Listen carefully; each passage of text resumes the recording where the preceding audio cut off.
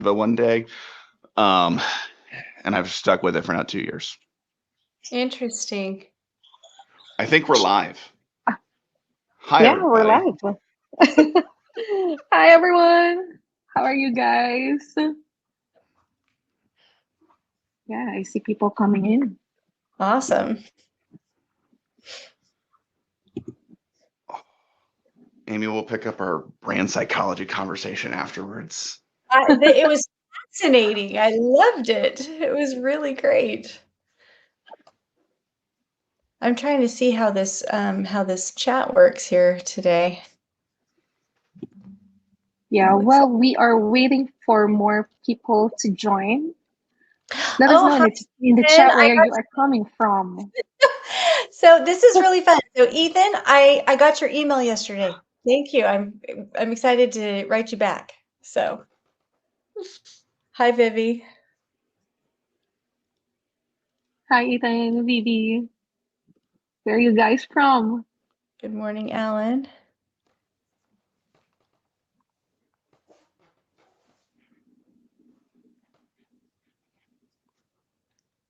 All right, that's a chat. And Well, okay. guys, feel free to grab your drink, settle in until we wait for more folks to trickle in. Also, if you're on LinkedIn, feel free to drop your handles in the chat. We'd love to connect. Oh, Ethan is in Utah. Yes, I know Ethan. It looks like Vivi's in Vienna. Awesome. Yeah. Very cool.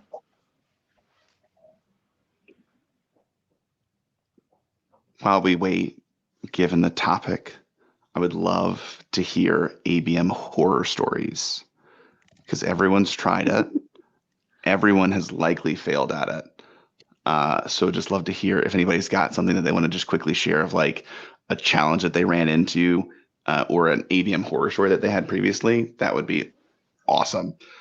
I'm happy to start us off because I have many. I want to hear a horror story. Let's hear it, Mason. Okay, so my first ABM program, I was asked by my boss, hey, we want to go get more fast growing companies. And we were just an Inc. 5000 company. So you should go target other Inc. 5000 companies. And I was like, sure, that makes sense. Like we've got a messaging component that's around, we're a fast growing company like you. We understand some of those challenges. And like if you want to win again, it's based on percentage growth, not absolute growth. So like winning consecutive years gets harder and harder every time.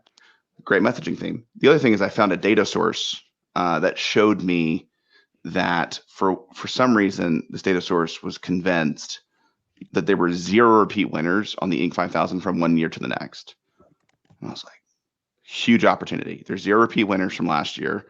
It's super hard to continue growing. So like, I know what my messaging theme is. Don't be a one-hit wonder. Well, fun fact. This is a lesson in not knowing your audience because I then emailed 700 Inc. 5000 tech CEOs with the subject line, don't be a one-hit wonder.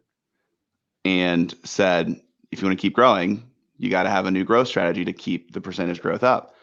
Couple of things. One, no one wants that email. Like in and of itself, it was a bad perspective because to come from a digital marketing specialist to a CEO of a rapidly growing company, bad. Like I don't know why anyone approved that messaging. It's very dumb. Second thing, my data source was wrong. There were many repeat winners of the Inc. 5000 award. No. Some people had won as many as 8 times over, and they were sure to tell me. So what that landed us with is 700 Inc. 5000 CEOs that now suddenly hated me. And we didn't get into any of those accounts. And the other thing is it was a glorified sales sequence. That was all we did. So that is my biggest fail when attempting an ABM-ish type program. I don't even refer to it ABM-ish because I don't think it was actually an ABM program. But that's what we called it when we did it. So hopefully that makes everybody else feel better about their programs. You know what? It does. Everybody has those fails, and if you haven't, you just haven't been in marketing long enough. That's how it is. It's a million little things. We've got I saying you get into trouble with intent and signals. They're not always reliable. Oh my gosh, I've got a hot take on intent signals. But I guess we were talking about hot takes in ABM today, right, Harriet? Yes, that's right. All right, I think we are ready to start. Let's dive in. So, everyone, welcome to the GTM Hot Takes show. ABM is overhyped. It's just another buzzword.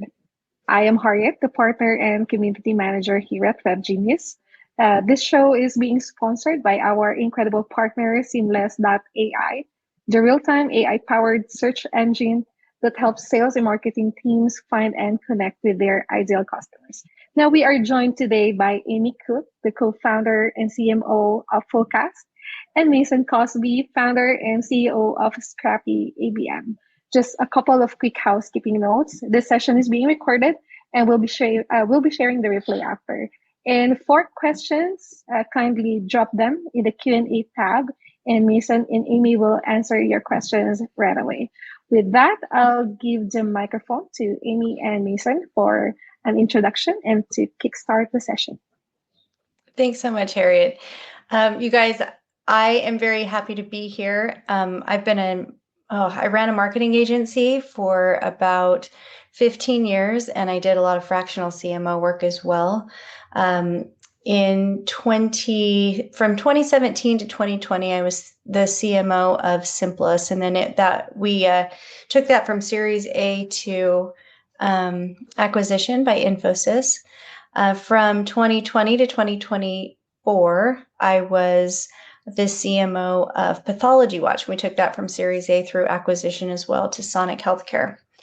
In 2024, I was the CMO of Onboard, again, Series A to acquisition. And then I sold my marketing agency in 2024 as well. And so better to be lucky than good, but I'm grateful that I had the experiences that I did. And I have a lot of opinions. They may or may not be correct opinions, but I have a lot of opinions because of running a marketing agency. That is my background. I'm now the co-founder and CMO at Fullcast, where we talk about what it means to go to market and how to do revenue operations. We have a software platform for that. I am excited, though. I get to be the question asker for the real featured guest today, which is Mason. Mason, take it away. And thanks so much for asking a bunch of questions today, and hopefully we have a couple decent answers. Mason Cosby, founder of Scrappy ABM, and I personally have sourced about $25 million in revenue in the past 3 years through account-based programs. I've been dedicated to the ABM space for about the past 6 years, and I now run a team of ABM experts that between our team of 15, we've generated at least $100 million in revenue in the past 3 years. So I really like our team. They're like really smart. So I actually am just I don't even want to call myself the pretty face. I'm just the face of the organization that gets to lead a really brilliant team. So it's been a lot of fun to build and scale this organization. What we do is we build account-based programs in your current tooling and technology, teach you how to own them and pass it back in-house whenever you're ready to actually graduate from our agency. So we're not a forever agency. All we do is account-based marketing. So most of our clients work with us for about 18 months to make the full transition. We high five and send them on their way. So that's us. And I'm excited to talk about some of the overhyped stuff because it's what I get to deal with every day. That's amazing. All right. Well, let's go to question 1. Harriet, are we ready to go? Yes, so we are ready to get started with the hot takes. Take it away, Amy. All right. Thank you. All right, Mason, here's hot take number 1. ABM's really nothing new. It's just traditional B2B marketing dressed up as a buzzword.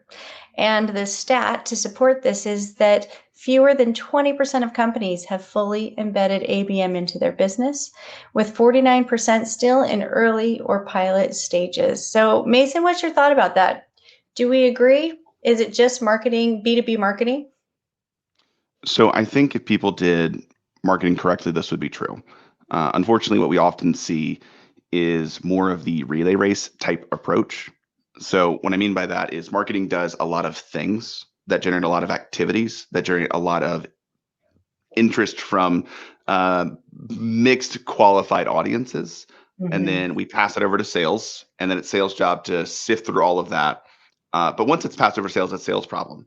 And then from there, sales does everything they can to close the accounts that they have in front of them. And then once the deal is closed, we then throw it over to CS, and it's CS's job to hold on to it for dear life. So that's how a lot of organizations currently run marketing. It's just, I mean, we have a client right now that we're helping make the transition, and they generate somewhere between 12,000 and 18,000 MQLs on a monthly basis. And what's wild about that is their MQL definition changes on a monthly basis too, so they can make sure that they hit their goals. So if that's what you're currently doing, then an ABM is totally different. But I wish it weren't this case. I wish that ABM was nothing new. I wish that ABM was how most people should be doing it, which is going through the upfront exercise to identify our actual best fit customer, not just from a revenue perspective, but actually like at the profit level. What kinds of customers generate our business the greatest profit? And the second component of that is what customers do we work with that get an outsized return for their investment with us? If you can figure out they generate a lot of profit and they get a lot of value from us, and you Mm-hmm. oriented your business around going after those customers, and we all aligned marketing, sales, customer success, finance, and leadership on what that list of accounts looked like, Mm-hmm. that is how I think B2B marketing should be run. But if it's not, then this is something radically new. But hopefully for some, as I walk through that, that's not anything new. Right. I totally agree with that. Like there's, you know, there's marketing as it should be done and then throwing things over the wall. And one particular experience, I was called in as a consultant to a technology company because they thought that their CMO was falsely inflating MQLs and just saying, "Hey, we met our goal. Sucks to be you, sales. I don't know what your problem is." I mean, obviously, that's a very common thing for to have happen in a business. And so the CEO called me in and was like, "I don't know if this is true. She says that she's getting all of her MQLs and that the sales team just sucks. And so I don't know if that's true. I need you to look into it." So I did. And at first, I asked for the revenue operations guy to um, put me on every form fill, to email me every form fill, because I wanted to see what was actually coming in. And I got so much pushback on that. Excuse me. And so I was like, "No, I need to see this." He's like, "It's a total waste of your time. Why are you going to go through every form fill?" I'm like, "Because there's something wrong here. What is it?" Right. Well, it just so happens that there was just an absolute crap ton of spam coming in after I looked at it from invalid sites. Part of it was because they were doing some Google ads that got caught and, some people started targeting them. But the CMO had no idea. And it made her look bad. It made the marketing team look bad. And it was all because they weren't like, they had the right definition of MQLs, but they didn't inspect their MQLs and they didn't see what they actually were. So this is an example based on a few different people commenting in here in terms of ICE has a lot to say about this, so that's awesome. If the CMO is far removed from the operations, that's what happens. It's true. If you don't get into it, and how this applies, in my opinion, is that ABM is how marketing should be done in a B2B, especially if you're mid-market or enterprise. That is how it should be done. And instead of MQLs, CMOs should have marketing pipeline as their metric, because the pipeline is the sink. And it doesn't matter how many MQLs you get. It doesn't matter what your definition is. If you're bringing in a lot of marketing pipeline, if you're bringing in a certain percentage that is, that you're supposed to be bringing in, that's all that matters. And that's all that anybody really cares about. And that is how you're going to be able to really sink in well with your sales team and build a very tight ABM function as it should have been. So Now you're opening up a gigantic can of worms I'm surprised no one's commented on yet, which is the word marketing pipeline. So I know when we talk about attribution, that's also where Mhm. people get really messed up. So I'm curious from your perspective. Sorry, Amy, I'm flipping the script on you. Uh, Hey, how do I'm you supposed to define ask marketing? questions, Mason. I know I'm putting you on the spot. How do you define marketing pipeline? It's a great question. So every company is going to do it a little differently. I'd love to get your thoughts on this. But the way that I would define marketing pipeline, at least the way I do it at Fullcast, is I personally divide it into three main buckets. So it's easier for the executive team to understand. I do mainly inbound leads that turn into pipeline, events, and PR. And by PR, that means it could mean, from press releases or from content or whatever. But I basically put it into those three buckets just so it's really easy for the CEO and the sales team to understand instead of like a million little things. What about you? What do you consider it? Yeah, I mean, there's some really great comments that I'm seeing, which is like one of the key issues with why ABM sometimes often fails is the difficulty around reporting and measurement. And when I think about the why ABM is often done successfully, is just saying pipeline is pipeline. So somebody already added that in the comments of just what I love about building out an account-based approach is when we know who our best customer is based on the actual name. I don't particularly care the details of how they got there. What I personally, and I know you and I are agreed on this front, there's 1,000 things that are going to happen that create the opportunity for them to enter into the pipeline. And what I don't Mhm. want to get caught up on is, was it the PR push, was it the event, or was it the SDR that reached out? And like, how did the SDR even know to reach out? So again, if we start to get into those kinds of nuances, and that also then breaks out into, does the SDR function report into marketing? Because if the SDR function reports into marketing, that's still marketing source pipeline. And like, you just get into a lot of the messiness. So this is one of the things that I stole from Mike Wolber, who was the CRO at a company called Apartment List, which was the first year and a half that they did an ABM program. They only focused marketing's efforts on pipeline influence versus sourcing, because what they wanted to make sure is that every deal had some form of marketing influence that pushed the deal forward.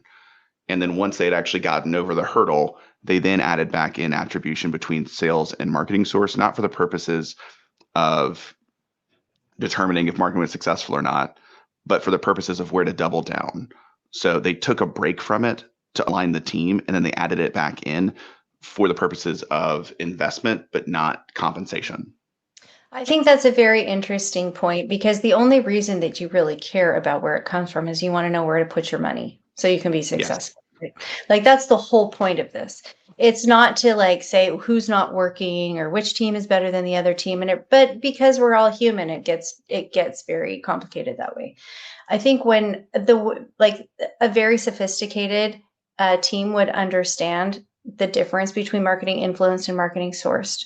If you are in a company where it's difficult for the executive team to understand the differences between those, and if you're getting into conversations where you're having to um, try to explain things more than you should, or that people start thinking that you're trying to like adjust your definition or whatever, marketing just gets taken to the cleaners for stuff like that. Just because other executives don't understand it, because marketing is a million little things. So I think you can do both, which I do. I think that the sale I use Salesforce and the Salesforce campaigns to show influence, and then doing the lead and opportunity sources to show sourcing is helpful. But you're absolutely right that pipeline is pipeline, and the customer journey is long. And right now, 15 to 20 points, touch points are necessary for B2B SaaS, and the average lead to conversion rate for B2B SaaS is less than 3%. So it's a very long, complex process, and it can't be like easily reduced into a source. So great points. I know we made a detour, but I think it was a worthwhile one. I've That's really a good. loved the chat blowing up. I really like that. That was a good job, and good job on explaining that very well. Okay, hot take number 2. ABM is failing to deliver the outsized ROI that was promised. Nearly 1/3 of ABM programs are underperforming expectation, with most others only just meeting goals. What's your take on that? So there was some data that came out from an Ascend 2 study that outlined that only 23% of ABM programs were deemed successful by 2023. And then Terminus outlined that I think it was like 88% of B2B companies in 2022 were building some form of an ABM program. So I was like, with those two stats, in 2020, almost everybody was building an ABM program. And then by 2023, of those surveyed, only essentially 1 in 4 had deemed their programs successful. So if we look at that, like ABM is failing. Here are the big questions that I have. If you were here for when I outlined my first ABM program,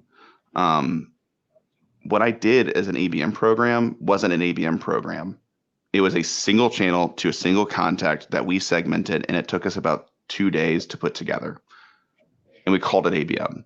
So I think one of the big things is, one, how are we defining this? Is this I was talking with the CMO and they're like, yeah, ABM is just like sequences on steroids. And I was like, you're not doing it right. Like that's not what ABM is supposed to be. It's supposed to be a multi-threaded, multi-channel engagement that is personalized to specific kinds of accounts. So that's the first thing. Second thing, and I want to be super clear, we see this all the time. So my data would actually suggest so we have an easy 60-day exit at any point with our engagements for retainers. There are 2 key points where people put in their notice with our organization. So it's at month 4, and it is at month 18. So month 4 is they had an expectation that they'd get a revenue result in the first 6 months, and they're looking at it and they're like, we have just started to get pipeline. And if you look at ABM through the lens of we're going to get revenue in the first 6 months, you probably won't unless you go after a customer expansion program or a pipeline acceleration program. If you go new business, data would suggest that it takes about 3 to 6 months to even get brand recall. So if you're going after cold accounts that are target accounts that are likely looking like your best fit customers, with 3 to 6 months of dedicated effort, you will at that point be associated to the problem you solve. And then you enter into, do they have that problem and do they have budget to solve it? So I actually think a large reason for failure is the time frame. Yeah, I think that makes a lot of sense. So if one of the best customer journey models that I've ever seen was Christine Crandall's Seller's Compass. I don't know. We all kind of know now in marketing that the flywheel works better than the funnel and all that. But she's got a flywheel that is very similar to what you were saying, which is basically it's 4 stages. The buyer goes through 4 stages. The first one is, do I want to solve my problem? The second one is, what are all my available options? The third one is, which one should I choose? And the fourth one is, did I make the right choice? And all of those 4 questions need to be answered by the buyer before they're willing to purchase. And so what I'm hearing you say is those first 3 months, they're associating you with, okay, they might be able to solve my problem. And then in the remaining months, they're going to go further down and say, all right, which person should I choose? I see. Did I make the right choice? Yes, I did. And then they've got to align all of their budgets and stuff. So it takes forever. But I really like what you said about that in terms of time frame. And then also it just kind of begs the question, how do you choose a good provider of ABM, and how do you build an ABM program where after 18 months you don't just realize you did it wrong the whole time, like you were saying about your first one? So okay, so we also have hi Michael, I see you there. Michael's my buddy. Okay, so we have a couple of people here asking how we define ABM. I don't see any answers here. But Mason, why don't you give everybody your answer? And I liked what you said about the multi-threaded. Go ahead. Yeah. ABM is a B2B revenue strategy that aligns marketing, sales, and customer success around a set of shared target accounts that reflect our best customers. I've had 4 variations of that definition that keep getting longer because I keep needing to get more specific. So the most recent addition is that reflect your best customers. I have seen marketing, sales, and customer success teams align around closing Microsoft, Apple, and Google when they sell into the SMB. So just because you're aligned as an organization, if it's not backed in data of who your current best customers are, then it's probably not a good ABM program. So there's lots of reasons why this thing fails, but at the end of the day, So your criteria are, number one, it's got to be to your ICP, right? Your ideal yes, customer profile. Number two, it's got to be multi-threaded. Number yeah. three, you mentioned personalization, obviously. Anything else? I would say those are probably 3 additional criteria that are helpful. The only thing I want to dig into on why a lot of these programs fail is we don't define the ICP correctly. So we just take a list sometimes from sales. I think I saw somebody in the comments that was just like, yeah, I got my first target account list and it was just a sales led list, not based in data. Or the other thing that I often see is people using ABM to specifically move up market. So I think you also have to have very specific product market fit, because the goal of account-based marketing is to go get more of your best customers.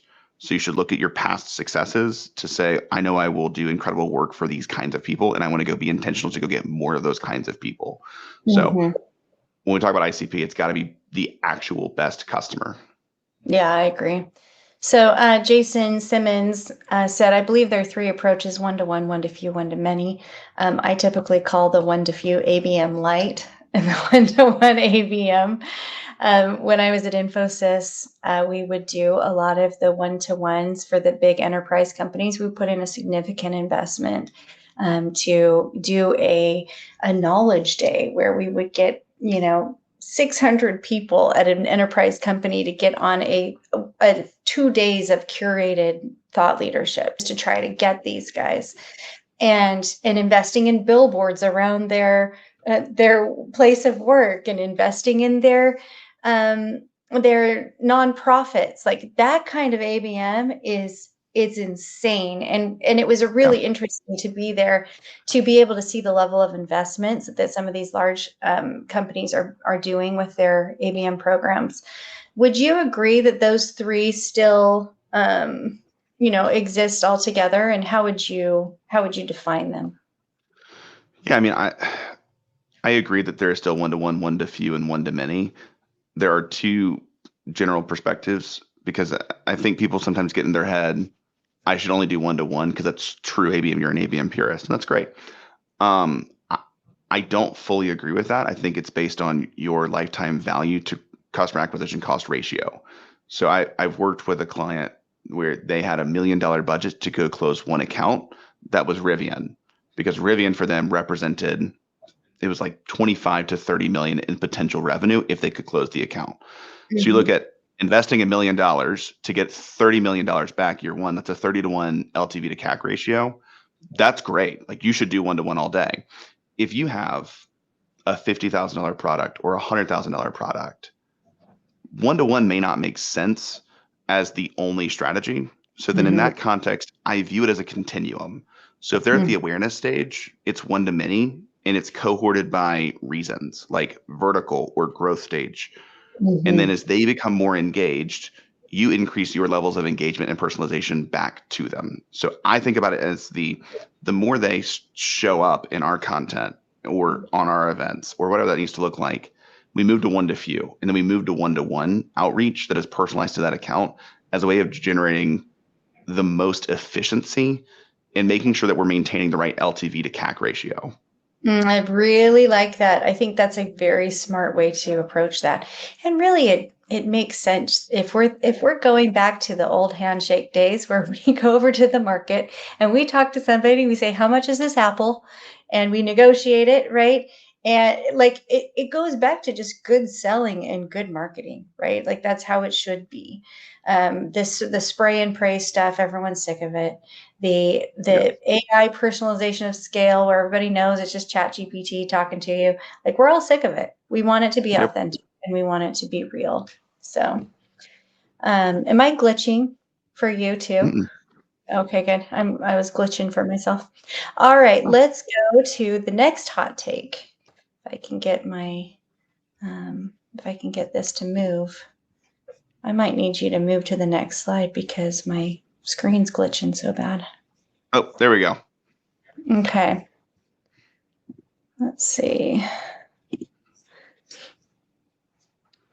Goldcast is not serving me well, Mason. You're going to have to read this for me because I am not. My screen won't move.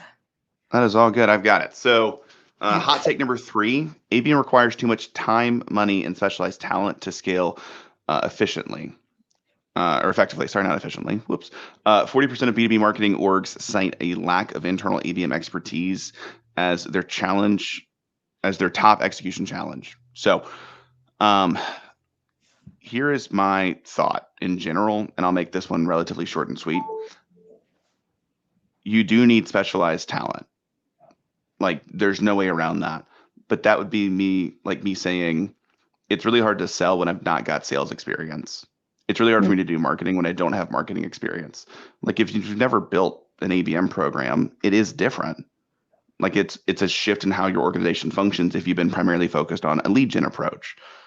So you do need talent that can do it, and that typically looks like RevOps talent, content talent, a strategic talent, and then channel talent, because it's multiple channels. So what I want to be super clear on is it doesn't have to be a person that has built multiple ABM programs.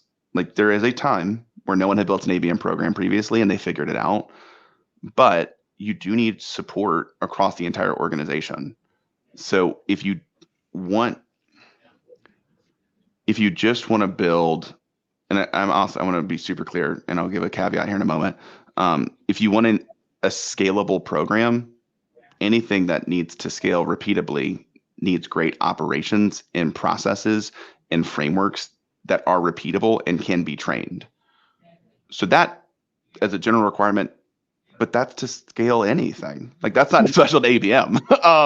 Exactly. So I want to go ahead and I'm going to call that out. As far as like time and money, again, this does take time. Like, it's not going to be a flip switch, but again, everything takes time. So like, I don't think that's special to ABM.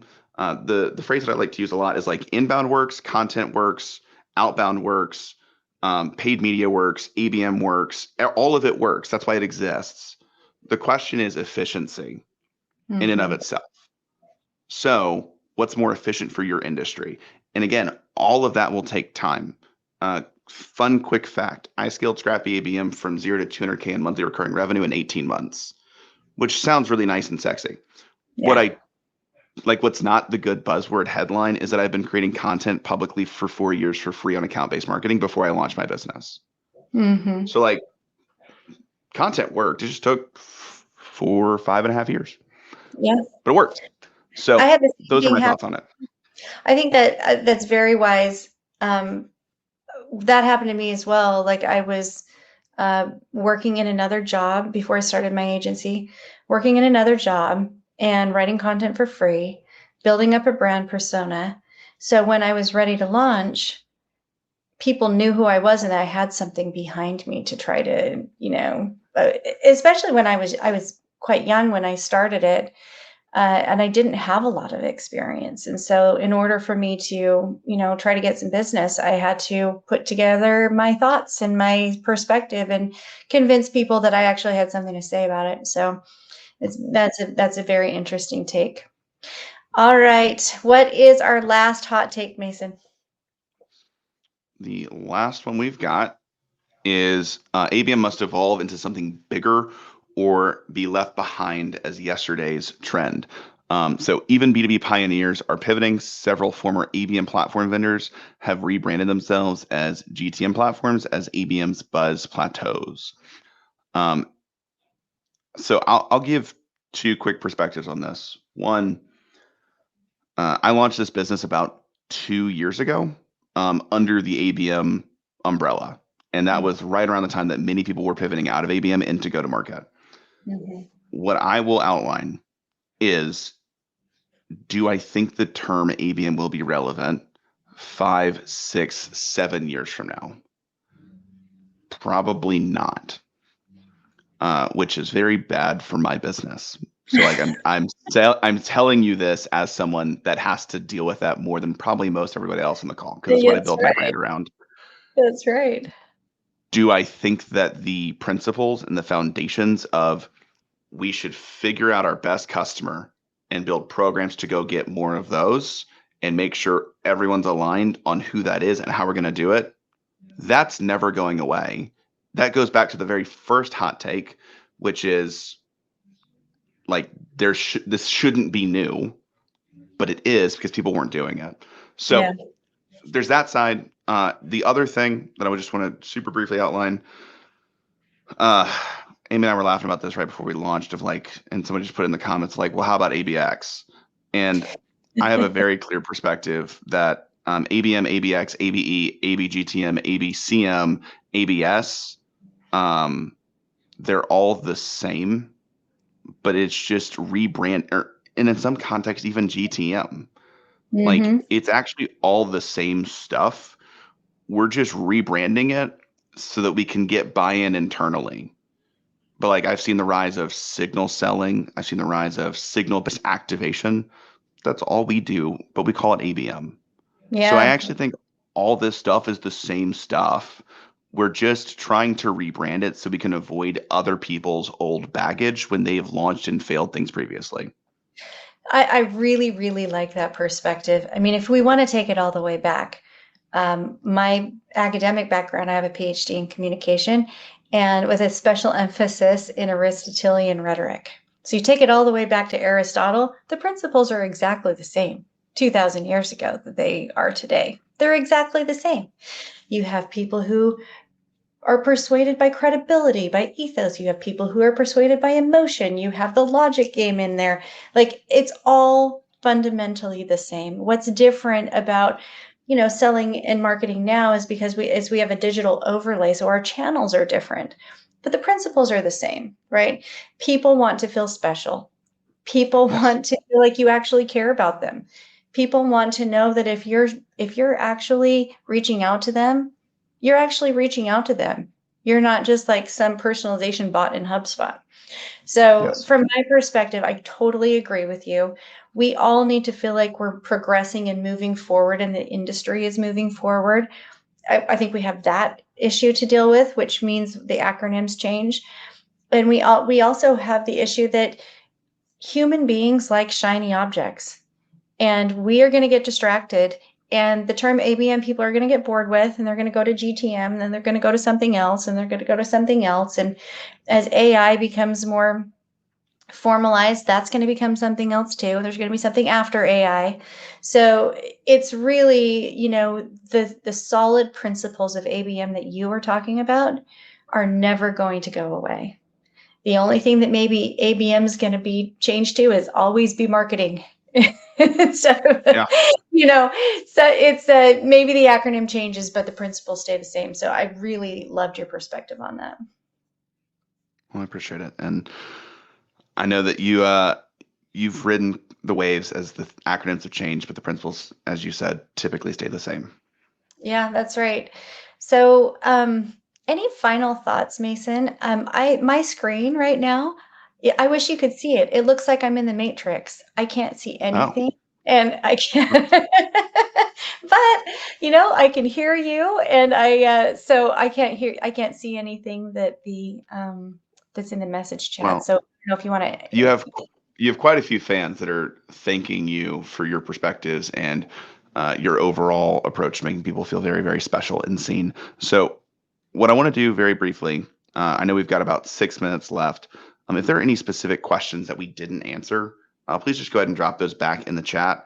What I do want to go and do for just a moment on hot take 3 is talk about, I do run a company called Scrappy ABM. I want to talk about the money piece and give everybody like a $50 a month ABM program that anyone can run.